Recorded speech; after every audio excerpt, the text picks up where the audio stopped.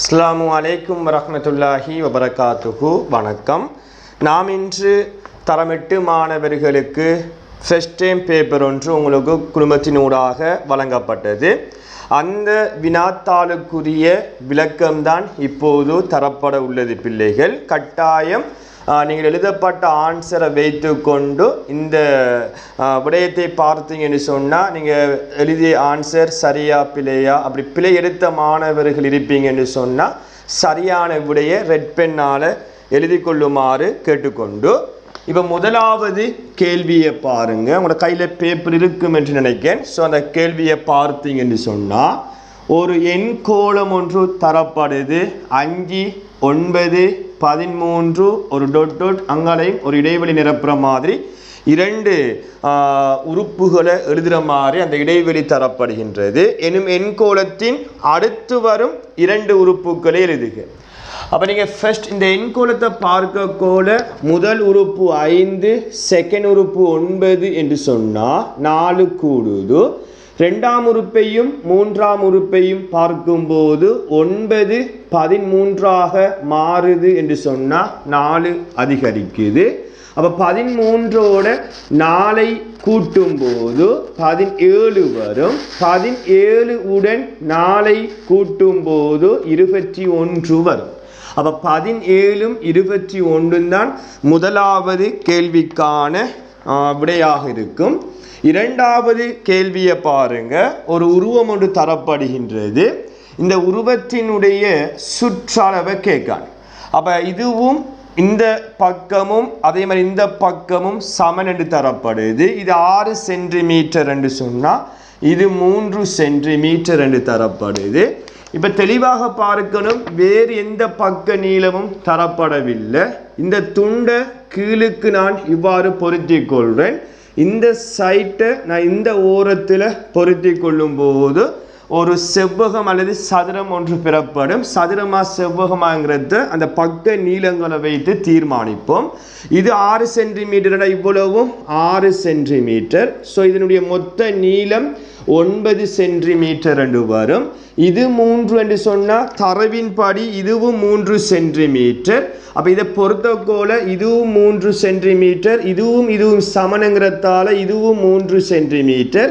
அப்போ இதில் மொத்த நீளம் 6 சென்டிமீட்டர் என்று வரும். அப்போ நீளமும் அகலமும் வித்தியாசமாக இருப்பதனால இது ஒரு செவ்வகமாக இருக்கும். அப்போ செவ்வகத்தின் சுற்றளவை கேட்டால் நீங்கள் வளைத்து 4 பக்கத்தையும் கூட்டினாலும் சுற்றளவு வரும், அல்லது நீளத்தையும் அகலத்தையும் கூட்டி 2ஆல் பெருக்கும் போதும் இதனுடைய சுற்றளவு வரும். அப்போ 9 மாறும் 15, 15 2ஆல் பெருக்கும் போது இந்த இரண்டாவது கேள்விக்கான விடை 30 சென்டிமீட்டர் என்று கிடைக்கும். இதே போன்று மூன்றாவது கேள்வியை பாருங்க. ஒரு படம் ஒன்று, ஒரு உருவம் ஒன்று தரப்படுகின்றது. இந்த உருவத்தினுடைய அடுத்துள்ள கோணச்சோடியை கேட்கான். அப்போ நீங்கள் கோணம் என்ற பாடத்தில் படிச்சிருப்பீங்க. அடுத்துள்ள கோணம் என்று சொன்னால் இந்த ரெண்டு கோணத்துக்கும் ஒரு பொது பக்கம் ஒன்று இருக்க வேண்டும். அப்போ பொது பக்கம் வார கோணம் இதுவுமாக இருக்கும். ஸோ BACOட அடுத்துள்ள கோணச்சோடி CAD பொது புயமும் இருக்கணும், பொது உச்சியும் இருக்கணும். அப்போ பொது உச்சியும் பொது பக்கமும் இருக்கிற மாதிரி இந்த ரெண்டு கோணத்தையும் அடுத்துள்ள கோணமாக நீங்கள் எழுதி கொள்ள வேண்டும், படிச்சிருக்கோம். இதே போன்று நாலாவது கேள்வியை பாரு. 0.07 சதவீதமாக தரட்டான். இதை ரெண்டு மெத்தடில் செய்யலாம்டா. ஒன்று, இதை பின்னமாக மாற்றிக்கொள்கிறேன். தசத்துக்கு வலது பக்கம் 2 இலக்கம் வந்தால் 2 0 உள்ள பெருமானம் 100 என்று வரும். தசத்தை மறைத்தீங்கன்னு சொன்னால் 7. அப்போ பகுதி எண் 100ஆக இருந்து தொகுதி எண் என்ன பெருமானம் வருகின்றதோ அதுதான் சதவீதம். அப்போ 7% என்று வரும். இன்னும் ஒரு மெதட் இருக்கு. சதவீதம் என்ற 100 பெறுமதிங்கிறதால நேரடியாக 100ஆல் பெருக்கிறது. அப்போ 100ஆல் பெருக்கும் போது 100க்கு 2 0 என்கிறதால 2 இலக்கம் வலது பக்கம் நகர்த்தும் போது முன்னுக்கு 0 அது பெருமதி இல்லை. ஸோ 7%. அப்போ 2 மெத்தட் ஊடாக இந்த 4வது கேள்விக்கான விடையை பெற்றுக்கொள்ள முடியும். இதே போன்று 5வது கேள்வி 15 லிட்டர் 36 மில்லி லிட்டரை 12ஆல் பிரிக்கணும். இதை நீங்கள் மொத்தமாக மில்லி லிட்டருக்கு மாற்றியும் பிரிக்கலாம், அல்லது இருப்பதை போன்று நீங்கள் எழுதியும் இதனுடைய விடையை பெற்றுக்கொள்ள முடியும். அப்போ 12ஆல் பிரிக்க போகிறோம். 15ல் 12 ஒரு முறை, 12 போட்டால் 3 மிச்சம். லிட்டரை மேலே போட்டுக்கொள்ளுங்க. 3 லிட்டருங்கிறது மில்லி லிட்டராக மாற்றும் போது 3000 மில்லி லிட்டர்.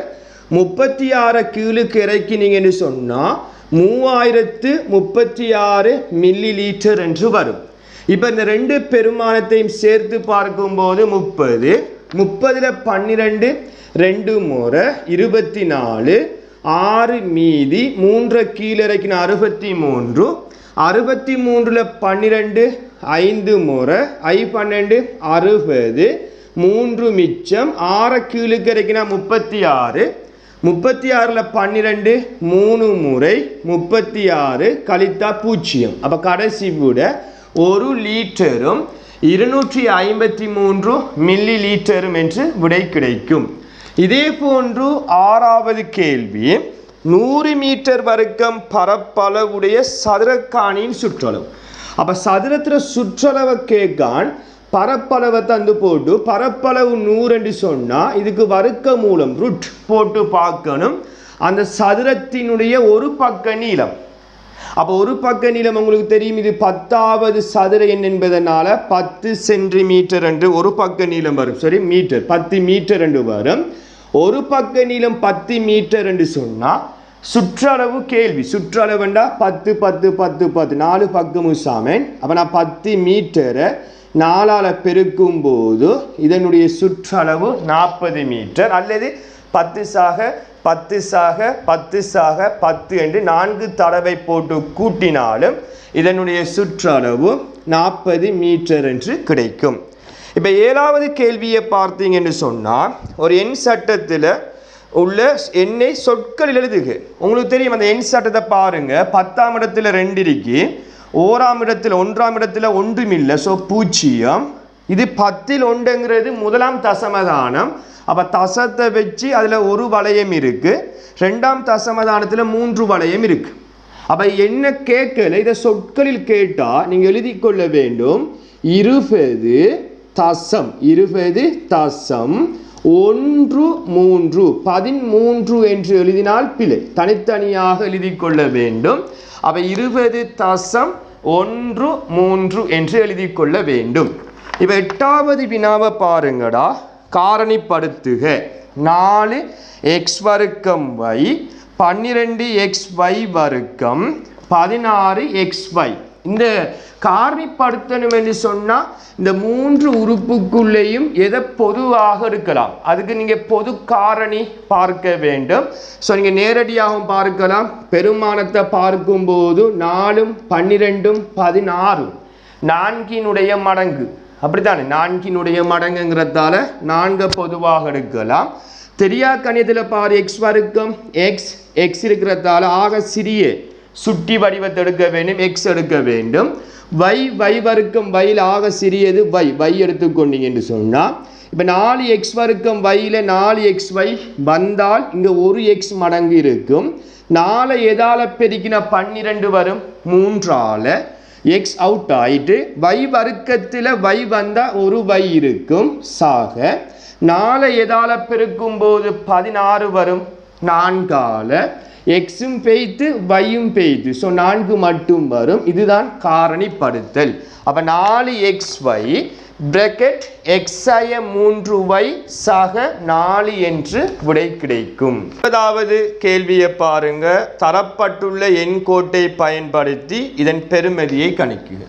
நாம் 8ஆம் ஆண்டில் திசை கொண்ட எண்கள் என்ற பாடம் படிச்சிருக்கோம். கழித்தலாக ஒருபோதும் கணக்கு செய்ய முடியாது. முதலாவது வார பெருமானம் எப்படி இருக்கின்றதோ அப்படியே பார்த்து எழுத வேண்டும். இவரும் மறை என்று வந்தால் ரெண்டும் நேர் நேரை பெற்றுக்கொள்ளும் என்று சொல்லியிருக்கேன். இதை நீங்கள் விடையை எடுத்தும் என்ன செய்யலாம், இதனுடைய எண்கோட்டை வைத்து நீங்கள் போட முடியும். விடையை எடுக்காமலும் எண்கோட்டை பயன்படுத்தி விடையை நோட் பண்ணி கொள்ளலாம். ரெண்டு முறையிலையும் செய்யலாம். இப்போ மறை 3 என்று சொன்னால் மறை 3 நீங்கள் என்ன செய்யணும், மார்க் பண்ணி விட்டு கூட்டணும். எதை கூட்டணும், +1 கூட்டணும். +1ங்கிறது என்ன, நேர்பெருமானம். அவன் நேர் வந்த இப்போ நேர் 1 கூட்டப்பெறும் என்று சொன்னால் நீங்கள் வைத்த புள்ளிக்கு வலது பக்கம் ஒரு இலக்கத்தை நகர்த்தணும். இவரது மறை வந்தால் இடது பக்கம் ஒரு இலக்கத்தை நகர்த்த வேண்டும். அப்போ இந்த 3 வந்த உதாரணத்துக்கு வைத்த புள்ளியிலிருந்து 3 இலக்கம் வலது பக்கம் நகர்த்தணும். மறை 3 வந்தால் இடது பக்கம் நகர்த்தணும். அதை புரிந்து கொள்ள வேண்டும். அப்போ இந்த நேர் 1 வாரத்தால் ஒரு இலக்கம்தான் நகர்த்த வேண்டும். அந்த அம்புக்குறியை போட்டு நீங்கள் விரும்பினா 0லிருந்து விடைக்கு என்ன செய்யணும், அந்த அம்புக்குறி போட்டு காட்ட முடியும். காட்டாவிட்டாலும் பிரச்சனை இல்லை. அப்போ இறுதியாக எங்கே விட முடிவடையுது, மறை 2. இவ்வாறு எண்கோட்டை பயன்படுத்தி இதனுடைய பெருமானத்தை கண்டுபிடிக்கணும். 10வது கேள்வியை பாருங்க. 3x ஆய 3 அடைப்பு x + 2y சய 8y என்று வருது. முதலாவது நீங்கள் என்ன செய்யணும்னா 3x அப்படியே வைத்து போட்டு இந்த மறை 3ஆல் இந்த அடைப்பை பெருக்க வேண்டும். மறை 3 x-ஆல் பெருக்கினா மறை 3x என்று வரும். மறையை நேரால பெருக்கினா மறை 3 2y-ஆல் பெருக்கினா 6y. இந்த மறை 8y அப்படியே வரும். இப்போ இனத்தோட சேர்க்கணும். இதுவும் பாருங்க அதே பெருமானம், ஒரே பெருமானம். ஆனால் குறியீட்டை பார்த்தீங்கன்னா இது நேர், இது மறை. அதே பெருமானம் குறியீடு வித்தியாசமாக இருந்தால் ரெண்டு பெருமானமும் வெட்டுப்படும். 3x மறை 3x போய்விடும். இப்போ மீதமாக இருக்கிறது பாருங்க 2y இருக்கு. இங்க மறை 6y மறை 8y. மறையால பெருக்கி நேர் 2 போட போறோம். அது திசை கொண்டென்கிற பெருக்கல். இது கழித்தல் கூட்டலுங்கிறதால 2 மறை வந்தா மறையை போட்டு 6yயும் 8yயும் 14y என்று வரும். அப்ப இறுதி விட மறை 14y என்று விடை கிடைக்கும். 11வது கேள்வி திணிவு படிச்சிருப்பீங்க. 8.075 டன் மெட்ரிக் டன் கிலோகிராம்ல கேட்கணும். நீங்க இப்படி இருந்தாற் போலையும் நீங்க விடையை கண்டுபிடிக்கலாம். தசத்துக்கு வலது பக்கம் 3 இலக்கம் வந்தால் தசத்துக்கு இடது பக்கம் இருப்பது டொன்னாக இருக்கும். அங்கே வாரது 75 கிலோகிராம் என்று எழுதலாம். 0 போட்டாலும் பிரச்சனை இல்லை, போடாவிட்டாலும் பிரச்சனை இல்லை.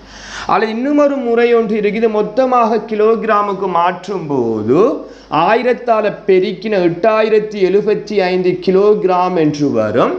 அதன் பிறகு 1ஆம் 10ஆம் 100ஆம் இடத்திலக்கத்தை மறைத்தீங்கன்னு சொன்னால் மறைக்கப்படாதவை டொன் ஆகவும் மறைக்கப்பட்டவை கிலோகிராம். இந்த 0 நீங்கள் போடாவிட்டாலும் 75 தான், போட்டாலும் 75 தான். பின்னுக்கு போட்டால் தான் அது 750ஆக கருதப்படும். சரிதானே? அதுதான் ஆன்சர். அப்போ 2 முறையில் நீங்கள் இந்த 11வது கேள்விக்கு விடையை பெற்றுக்கொள்ள முடியும். இந்த 12வது கேள்வி மறை 2இன் கணம் 3இன் வர்க்கம். நம்ம சுட்டி என்ற பாடத்தில் படிச்சிருக்கோம். நிறை எண் ஒன்றின் மறை நிறை எண் ஒன்றின் வலு. அதில் அடிமறையாக இருந்தால் மட்டும் அடுக்கு ஒற்றை எண்ணில் வந்தால் வார விடையின் பெருமதி மறையில் வரும். இரட்டை எண்ணில் வந்தால் வார விடையின் பெருமதி நேரில் வரும் என்று படிச்சிருக்கோம். இப்போ 2 3 தடவை போட்டு பெருக்கணும். அப்போ 8 என்று தெரியும். அப்போ மறை 8 என்ற ஆன்சர் வரும். மறை 8. 3இன் வர்க்கம் என்றால் 3 தரம் 3 உங்களுக்கு தெரியும் 9. அவசரப்பட்டு 3 2 6 என்று போட்டால் பிள்ளை. 3 2 தடவை போட்டு பெருக்கினா 9. அப்போ இது நேர், இது மறை. நேர மறையால் பெருக்கினா மறை என்று வரும். 8 9ஆல் பெருக்கினா 72. அப்போ இறுதியாக மறை 72 என்று விடை கிடைக்கும். 13வது கேள்வியை பாருங்க பிள்ளைகள். இப்படி ஒரு படம் ஒன்று தரப்படுது. ஏயின் பெருமானத்தை கண்டுபிடிக்கணுமா? நம்ம படிச்சிருக்கோம்டா ஒரு புள்ளியை சுற்றி உண்டாகின்ற மொத்த கோணம், ஒரு புள்ளியை சுற்றி உண்டாகின்ற மொத்த கோணம் 360 பாகை. அப்போ ஏசாக ஏசாக ஏசாக ஏசாக ஏ அப்போ 5A என்று வருது. நீங்கள் மொத்தம் 5A என்று போடலாம். இல்லாட்டி இவ்வாறு நீங்கள் 5A அப்படி கூட்டலாக போட்டு காட்டி போட்டு சாக இது 90 பாக சமன் 360 என்று காட்டி அதன் பிறகு 5A சாக 90 சமன் 360 இதை நேரடியாகவும் எழுதிக்கொள்ள முடியும், பிரச்சனை இல்லை. இது கூட்டுப்பாடு அங்கே போனால் கழிப்பாடும். அப்போ 5A சமன் கழித்தீங்க என்று சொன்னால் உங்களுக்கு தெரியும் 270 பாகை என்று வரும். இப்போ 5 பெருக்குப்படுது சமனுக்கு அங்கால போனால் பிரிப்பாடும். 27 5 5 முறை 2 மிச்சம் 4. அப்போ ஒரு ஏயின் பெருமானம் 54 பாகை என்று கிடைக்கும். 14வது கேள்வியை பாருங்க. சக 10 பூஜ்ஜியத்தால் பெருக்கப்புறம் அது சக 10ஆக இருந்தாலும் சரி மறை 10ஆக இருந்தாலும் சரி பூஜ்ஜியத்தால் பெருக்கும் போது இறுதியாக வார விட பூஜ்ஜியம் தான். பூஜ்ஜியத்துக்கு நேர் பூஜ்ஜியம் மறை பூஜ்ஜியம் என்று இல்லை. பூஜ்ஜியத்தை எந்த பெருமானத்தால் பெருக்கினாலும் விடை வந்து பூஜ்ஜியமாக காணப்படும். இப்போ 15வது கேள்வி 20 சென்டிமீட்டர் சுற்றளவுடைய சதுர அடியை உடைய கன உரு பெட்டி. இப்போ ஒரு கன உரு வடிவம் எப்படி இருக்குன்னு சொன்னால் இதில் அடி வந்து சதுரமாக இருக்கு. நான் சும்மா ஒரு பரும்படியாக ஒரு கன உருவ வரைகிறேன். இதில் அடி வந்து சதுரம் என்று சொல்லப்படுது. அந்த சதுரத்தினுடைய சுற்றளவு 20 என்று சொன்னால் ஒரு பக்கம் நீளம் எத்தனை சென்டிமீட்டர்? 4 பக்கம் சமன் சதுரத்துக்கு. அந்த 4 பக்கத்தையும் கூட்டும் போது 20 சென்டிமீட்டர் என்றா ஒரு பக்க நீளம் உங்களுக்கு தெரியும் நான் 5 சென்டிமீட்டர். எத்தனை சென்டிமீட்டர்? 5. 20 4ஆல் பிரிக்கும் போது அதனுடைய பக்க நீளங்கள் ஒவ்வொன்றும் 5 சென்டிமீட்டர் 5 சென்டிமீட்டர் என்று வரும். கனவளவு 150 என்று சொன்னால் கேள்வி வந்து அதனுடைய உயரத்தை கேட்கான். அப்போ கனவளவுக்குரிய 2 சமன்பாடு இருக்கு. ஒன்று நீளம் தர அகலம் தர உயரம், இன்னொன்று அடிப்பரப்பளவு தர உயரம் என்று இருக்கு. அப்போ நமக்கு நீளமும் தெரியும் அகலமும் தெரியும் உயரம் தெரியாது. கேள்வி கனவளவு தெரியும். ஸோ இந்த சமன்பாடை போடுறேன். கனவளவு 150 என்று சொல்லப்படுது. நீளம் 5 சென்டிமீட்டர் அகலமும் 5 சென்டிமீட்டர் உயரம் தெரியாது. அப்போ 150 சமன் 5 தர 5 25 தர h என்று வரும். அப்போ எச்சை கண்டுபிடிக்கணும் என்றால் இது பெருக்குப்படுது சமனுக்கு அங்கால போனால் பிரிப்படும். அப்போ 150 25ஆல் பிரிக்க வேண்டும். 100ல் 25 4 50ல் 25 2 அப்போ மொத்தம் 6. அப்போ 150ல் 25 6 முறை. அப்போ இந்த கன உரு வடிவ கணக்குற்றியினுடைய உயரம் வந்து 6 சென்டிமீட்டர் என்று கிடைக்கும். இப்போ 16வது கேள்வியை பார்த்தீங்க என்று சொன்னால் 2000ஆம் ஆண்டு எந்த தசாப்தத்துக்குரியது? தசாப்தம் என்றால் 10 வருடங்களை கொண்ட காலப்பகுதி. 10க்கு எத்தனை பூஜ்ஜியம்? 1. அப்போ ஒரு பூஜ்ஜியத்தை மறைப்பீங்கன்னு சொன்னால் அதாவது ஒரு இலக்கத்தை கடைசி 1ஆம் இலக்கத்தை மறைப்பீங்கன்னு சொன்னால் அது பூஜ்ஜியமாக இருக்கும் என்று சொன்னால் மறைக்கப்படாத பெருமானத்தில் மாற்றம் வராது. 200ஆம் தசாப்தம் என்று விடை வரும். பூஜ்ஜியம் இல்லாமல் வேறு பெருமானம் இருந்துச்சு என்று சொன்னால் இந்த மறைக்கப்படாத பெருமானத்துடன் ஒன்றை கூட்ட வேண்டும். அப்போ 1 அல்லது வேறொரு இலக்கமாக இருந்துச்சு என்று சொன்னால் இங்கே 201ஆம் தசாப்தம் என்று வரும். அப்போ கடைசி இலக்கம் பூஜ்ஜியமாக இருப்பதனால இந்த கேள்விக்கான விடை வந்து 200ஆம் தசாப்தம் என்று விடை கிடைக்கும். இப்போ 17வது கேள்வியை பாருங்க பிள்ளைகள். பெருமானம் காண்க. வர்க்க மூலம் என்ற பாடம் படிச்சிருக்கோம். சில பிள்ளைகள் யோசிக்கும் இது எப்படி செய்யுது. எல்லாத்தையும் பெருக்கி பார்க்கும் ஒரு பெரிய ஒரு பெருமானம் வரும். சில நேரம் அது எத்தனையாவது சதுர எண் என்று தெரியாமலும் இருக்கும். அப்போ இப்படியான ஒரு கேள்வி வந்தால் நீங்கள் முதன்மை காரணியின் பெருக்கம் படிச்சிருப்பீங்க. இப்போ 2 ஒரு முதன்மை எண்ணுங்கிறதால இந்த 2 அப்படியே போட்டுக்கொள்கிறேன். 22 நீங்கள் முதன்மை காரணியின் பெருக்கமாக எழுதி பார்க்கும்போது 22 2 தர 11 என்று எழுதி கொள்ள முடியும். 11 ஒரு முதன்மை எண் என்கிறதால 11 அப்படியே வரும். இப்போ நம்ம படிச்சிருக்கோம்டா இதை சோடியாக எழுதணும். இப்போ பாருங்க 2 தடவை வாரத்தால 2இன் வர்க்கம் 11 2 தடவை வருகின்றது என்பதனால 11இன் வர்க்கம் என்று வரும். இப்போ அதன் பிறகு நான் இவரத்தை நோட் பண்ணுறேன். அடுக்கு 2ம் சமன் என்பதனால 2 தர 11 பிரக்கெட் பண்ணி அந்த 2 பொதுவாக போட்டு விட்டு இந்த 2 இல்லாமல் செய்தால் வர்க்க மூலம் போய்விடும் என்று படிச்சிருக்கோம் வர்க்க மூலம் என்ற பாடத்தின் ஊடாக. இப்போ 2 தர 11 விட 22 என்று இந்த வர்க்க மூலத்தினுடைய பெருமானம் கிடைக்கும். இது 22 என்று 17வது கேள்விக்கு விடை கிடைக்கும். இப்போ 18வது கேள்வியை பாருங்க பிள்ளைகள். நாட்பக்கல் KLMN தரப்படுகின்றது. இந்த படத்தை அவதானித்து இரு சமபக்க முக்கோணிகளை பெயரிடுக. இரு சமபக்க முக்கோணி என்று சொன்னால் உங்களுக்கு தெரியும் 3 பக்கத்தில் யாதாயினும் 2 பக்கம் சமனாக இருக்க வேண்டும். அப்படி என்று சொன்னால் முக்கோணி நான் இப்படி போறேன்னா முக்கோணி KNL ஒரு முக்கோணி பாருங்க KNL KLம் KNம் சமன்.